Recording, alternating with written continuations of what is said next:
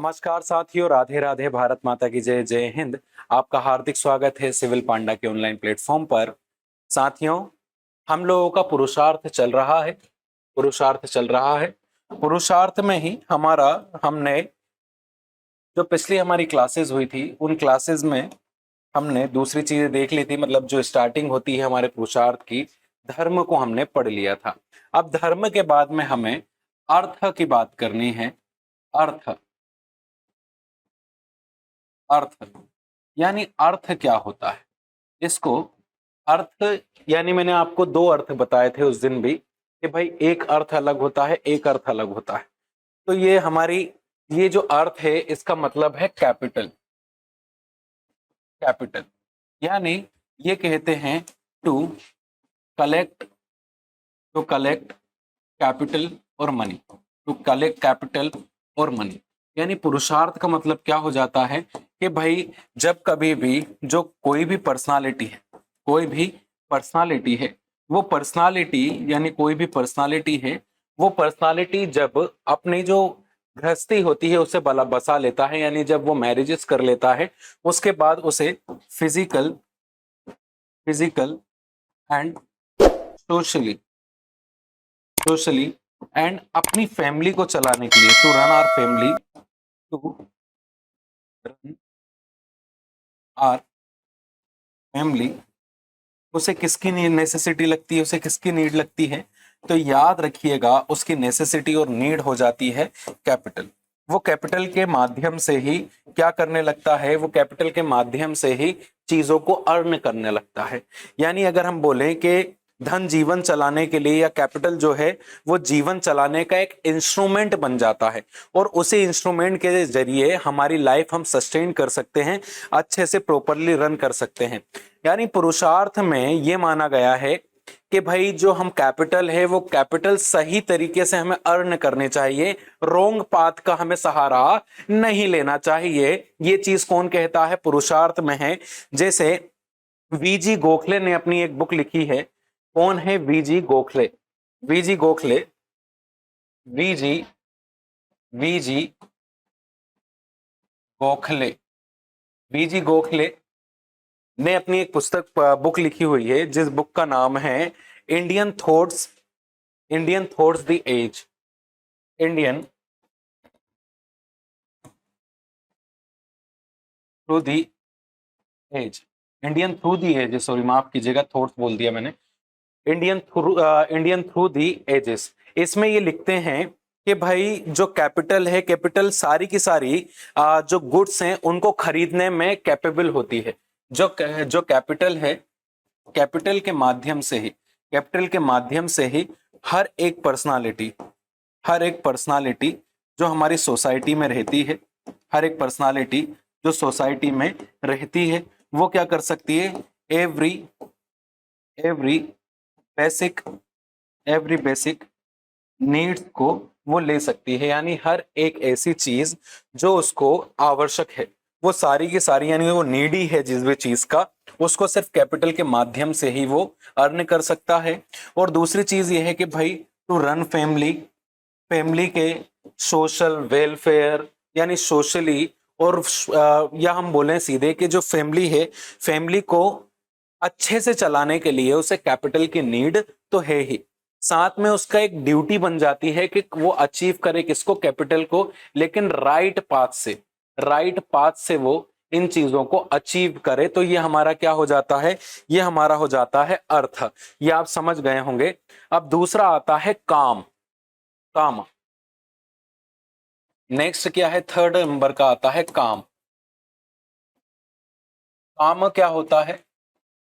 काम, ये काम, ठीक। चलिए, अब काम क्या होता है? टू अचीव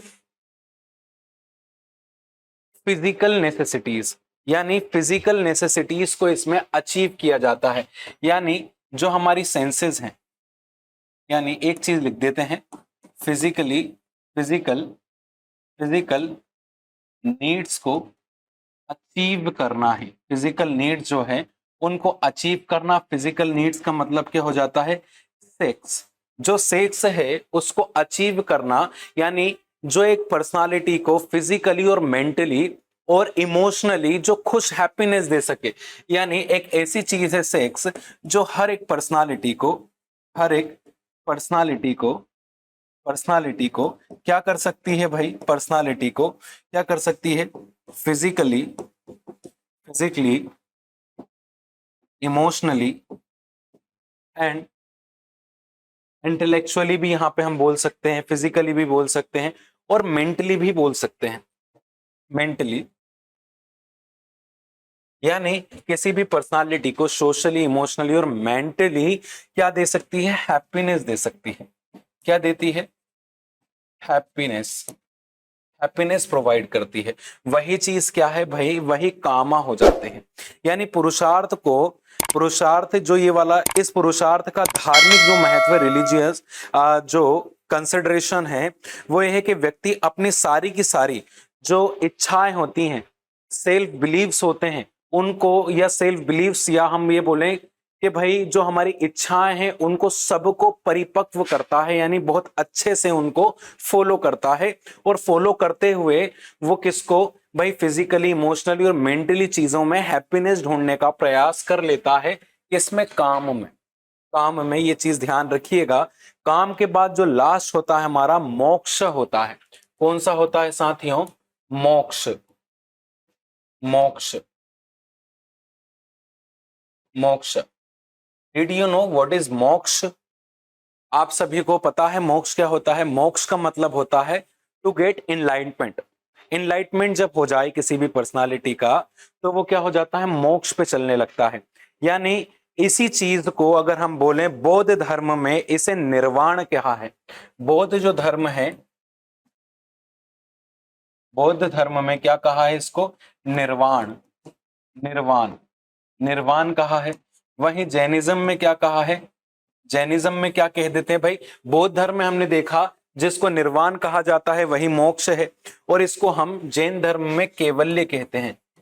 कैवल्य, कैवल्य क्या कहते हैं, जैनिज्म में इसको कैवल्य कह देते हैं। मीमांसा में इसको टू अचीव हेवन कहा है। मीमांसा, मीमांसा, मीमांसा में मोक्ष को क्या कहा है भाई, मोक्ष को कहा है टू अचीव हेवन, यानी स्वर्ग में जाने का पाथ कहा है इसको। यानी क्या, और किसको, मतलब जो हेवन है यानी स्वर्ग है उसको प्राप्ति करने का भी इसमें बात कही गई है। और अगर हम बोलें कि हृदय की अज्ञानता की नाश करना, यानी जितने भी हमारे अंदर जितने भी अननॉलेजमेंट है या इललॉजिकल जो हम चीजें करते हैं वो सब खत्म करके हम क्या हासिल कर सकते हैं, इनलाइटमेंट हासिल कर सकते हैं। इसी बेस पे मोक्षा को 3 पाथ बताई है कि 3 पाथ के द्वारा आप मोक्ष को प्राप्त कर सकते हैं। सबसे पहले है the path of knowledge. The path of knowledge में क्या होता है कि कोई भी पर्सनालिटी है, कोई भी पर्सनालिटी अपने सेल्फ बिलीफ के आधार पर, यानी लोगों में इक्वालिटी बना करके, लोगों में इक्वालिटी बना करके और जितने भी हमारे ग्रंथ हैं उनको पढ़ करके वो कौन सी पाथ पे चल सकता है भाई, वो नॉलेज गेन कर सकता है। नॉलेज के माध्यम से उसमें एनलाइटमेंट हो सकता है। दूसरा होता है भक्ति मार्ग, द पाथ ऑफ डिवोशन।